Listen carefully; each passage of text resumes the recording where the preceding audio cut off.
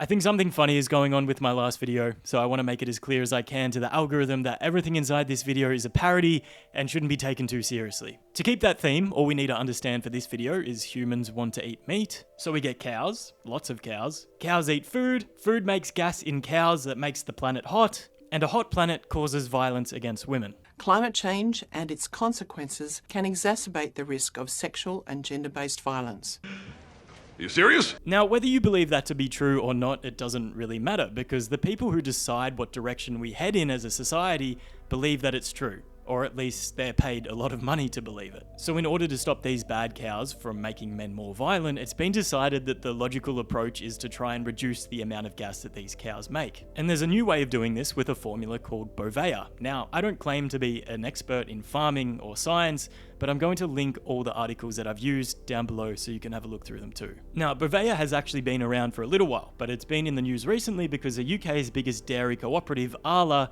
announced it had partnered with Aldi, Tesco, and Morrison supermarkets to trial the additive in 30 farms. And you've probably seen videos of outraged shoppers pouring milk in the sink that they've already paid for in protest of the new trial. Naturally, Australians started looking into this too to see if it's been happening here, and to our surprise, Coles, which is one of our two major supermarket chains, has been supplying Bovaer-fed meat for 2 years now. And just remember that I said meat, not milk, because that's going to be more important a little later on. So what is Bovaer? From SBS, Bovaer is a cattle feed additive that suppresses the enzymes that triggers the production of methane, a gas that contributes to climate change in cows. And what's caused a lot of hysteria is this document from the FDA, which is essentially analysing Bovaer. It gives a breakdown of the ingredients, directions, cautions, all that good stuff. Like I said, I'm going to link this below, but let's go through it. So as you can see, the ingredients are silicon dioxide, propylene glycol, and then we have 3-nitrooxypropanol.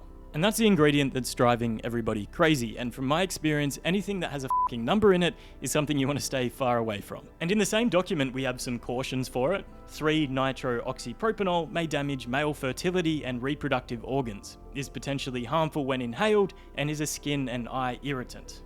And this is probably something you don't want to be reading, especially if you're a farmer that's going to have to use this stuff regularly in order to keep your farm compliant. Now, there's two other interesting things about this document. We'll just start off with the first one that's not so serious, but essentially in the Coles press release that announced they was going to start using Bovaer, they say that this is going to reduce emissions by at least 50%, even though the manufacturer quite clearly states that it's only going to reduce emissions between 30 and 45%.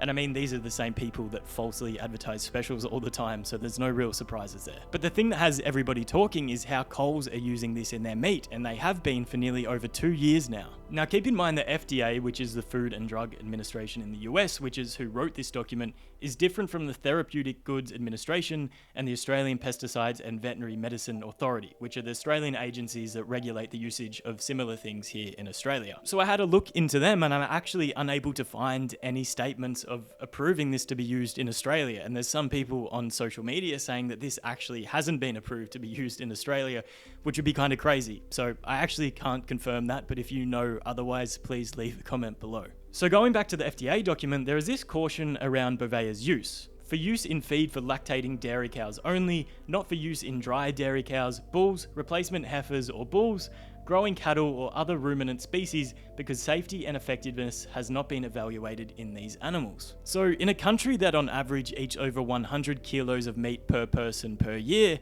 I think this is a cause for some concern. And if you are an Australian, how do you know if the meat that you're eating comes from farms that have been feeding this to the cows? Well, I decided to call Coles support team yesterday, and I talked to someone, I don't even know how to say his name, but essentially we had a riveting conversation, and he told me that he actually doesn't know what farms or what stores are supplying this meat, and that he was going to send me a document outlining it all for me. And I actually haven't received anything. I actually called them yesterday, like I said, and that's why I waited till today to record it, so I could give you all that information, but I never received anything. Now, a lot of this hysteria is coming from people believing that the Bovaer is going to leak into the meat or the milk, and then essentially come inside of us. Ha! Gay! Which I think is a warranted concern, especially with the ingredients that are being used in this. Then again, I'm probably not too trustworthy of the studies that are being done by these regulating bodies anyway. But I don't think that would make too much of a difference. The FDA document makes it pretty clear that the company shall not be liable for any incidental or consequential damage. And this seems to be the case with a lot of these things. We go full steam ahead, pumping our foods full of GMOs and food additives, and it's only later down the track, if they're proven to be harmful, that we decide to pull them. And I just don't think doing mass experimentations with the food supply is the right way of going about things. I think we should also be very skeptical that this does not harm cows in any way, shape or form, especially when we know the damage that it can be done to humans when it's not even handled correctly. And before someone in the comments says it, I'm already aware that lots of the meat you get from the supermarket is already pumped full of chemicals. That's why I don't get my meat from the supermarket, and that's why you shouldn't either. Now, I'm not pretending to be an expert in wellness, but this year I made a real effort to focus on my health,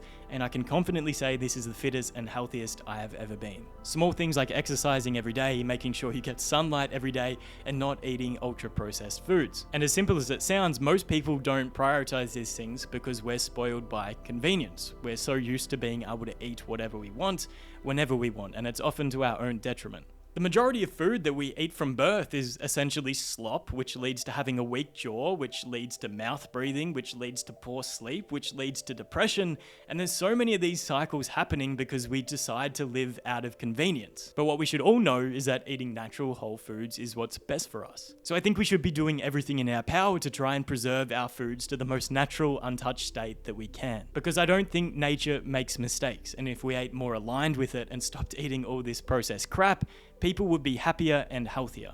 But at the end of the day, we can't forget that the food industry is a business, and the overall quality of foods are always second thought. And more of what we're starting to see is that the overlords decide that a food is problematic, so they come up with a technology or a formula that they can patent to solve the issue, then they make it nearly impossible for the natural product to be grown the traditional way with the laws and regulations.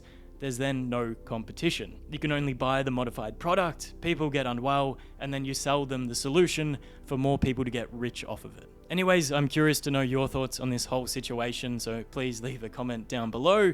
Also, remember to subscribe so you can stay up to date with my videos. There's also a link down below to my hats. Each one feeds an abandoned dog for a month, so make sure to check those out if you want to. That's all from me. I'll see you guys soon. Bye.